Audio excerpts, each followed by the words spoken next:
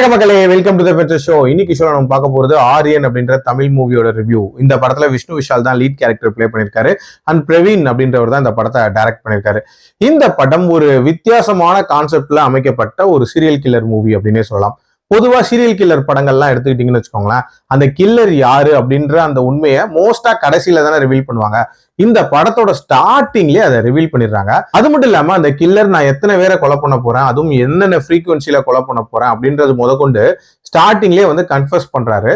அந்த கில்லர் தான் செல்வராகவன். இவர் ஆக்சுவலா ஒரு ரைட்டரா இருந்திருப்பாரு. அவருக்கான ப்ராப்பர் ரெகனைசேஷன் அப்படின்றது கிடைச்சிருக்காது. அந்த டைம்ல தான் ஒரு டிவி ஸ்டுடியோக்குள்ள புகுந்து லைவ்ல வச்சு சில விஷயங்களை சொல்றாரு. அதாவது ஒவ்வொரு 5 நாள் இடைவேளையில நான் ஒருத்தரை கொலை பண்ணுவேன்.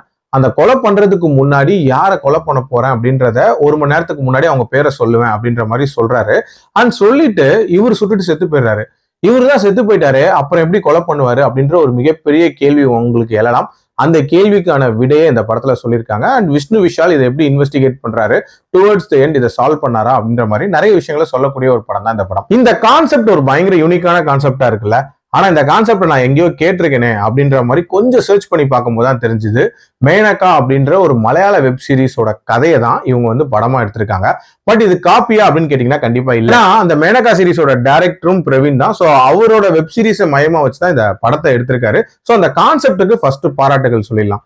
அதே மாதிரி இதுல அந்த ஒருத்தரையும் தேடி கொலை பண்ணுவாங்கல்ல, அவங்களுக்குள்ள இருக்கக்கூடிய அந்த காமன் கனெக்ஷன் அப்படின்ற ஒரு விஷயம் இருக்குல்ல, அது ரொம்ப நீட்டா எஸ்டாப்ளிஷ் பண்ணியிருந்தாங்க அப்படின்னே சொல்லலாம். இதுல அந்த கொலை நடக்கும்ல, அந்த கொலை நடக்கும் போது ஒரு விதமான எக்ஸைட்மெண்ட் அப்படின்றது உண்டாச்சு. அடுத்த கொலைகள் எப்படி நடக்க போகுது அப்படின்ற ஒரு எக்ஸ்பெக்டேஷனுமே பில்ட் ஆச்சு. அந்த எக்ஸ்பெக்டேஷனை சுத்தமா சுக்குநூறா உடைச்சிட்டாங்க அப்படின்னே சொல்லலாம். ஏன்னா அடுத்த கொலைகள் எதுலையுமே பெரிய பரபரப்பு அப்படின்றது சுத்தமா ஃபீல் ஆகவே இல்லை. அண்ட் அதை டிரைவ் பண்றதுக்கான அந்த ஸ்கிரீன் பிளே அப்படின்றதும் பயங்கர அன்ஆர்கனைஸ்டா இருந்துச்சு அப்படின்னே சொல்லலாம். பயங்கரமா யோசிச்சு நிறைய விஷயங்களை பண்ற மாதிரி காட்டுறாங்க. ஆனா எதுவுமே நமக்கு விஷுவலா அது ரிஃப்ளெக்ட் ஆகவே இல்லை.